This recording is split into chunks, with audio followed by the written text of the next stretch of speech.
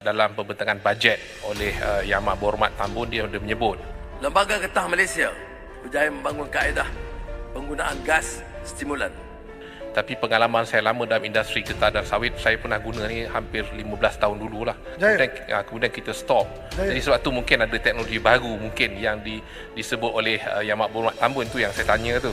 10 juta ringgit disediakan bagi melaksanakan projek rintis penggunaan gas stimulan. Gas stimulan ni dalam meningkatkan hasil getah ni still bagi saya still questionable lah. Saya tak bagi komitmen atau Kementerian LGN tak bagi komitmen dari segi teknologi gas stimulan.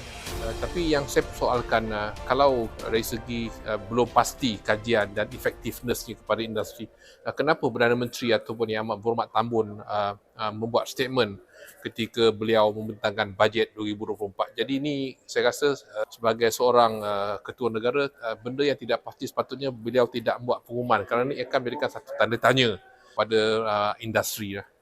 Alhamdulillah hari ini 14 hari bulan Mac 2024, Menteri Komoditi dan juga Menteri Perdagangan dan Komoditi menjawab membuat penggulungan perbahasan titah menunjuk kasih titah diraja. Dan alhamdulillah hari ini saya melihat Menteri menjawab dengan agak confident, dan sebenarnya saya setuju dengan idea beliau bagaimana dia nak memulihkan industri getah negara. Dia menubuhkan kluster-kluster yang dibantu oleh pemain-pemain industri downstream lah. Ini sebenarnya satu idea yang bagus.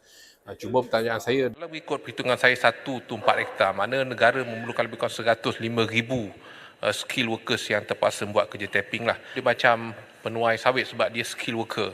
Dia tak boleh lukakan pokok dan sebagainya. dan selain daripada itu, saya juga sebenarnya memberikan pandangan kepada Yang Amat Berhormat Menteri, bagaimana saya melihat bahawa di Sabah yang ada 190,000 hektar kawasan getah ni tidak dieksploitasikan secara optimum lah. Daripada pemerhatian saya lah, bila saya travel daripada Kota Kinabalu, Ranau dan sebagainya, saya dapati kebanyakan pokok-pokok getah ni saya kata is not a clonal material. Dia mungkin seedling lah.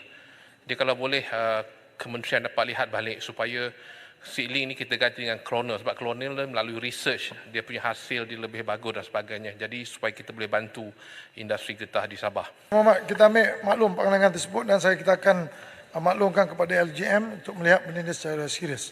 Alhamdulillah Menteri take note, dan saya juga menyaran memberikan idea pada Menteri tadi bagaimana beliau harus melihat industri sokongan yang perlu di Sabah. Mereka tak boleh buat apa-apa sebab tak ada pekerja dan tak ada industri downstream dekat Sabah yang boleh mendukung untuk mereka sama ada nak mengeluarkan latex dan sebagainya lah. Kerana kalau 190,000 hektar ada industri yang menyokong, insya-Allah bukan sahaja negara dapat manfaat tapi juga akan memberikan suatu advantage kelebihan kepada kebun-kebun kecil getah khususnya di Sabah. Terima kasih.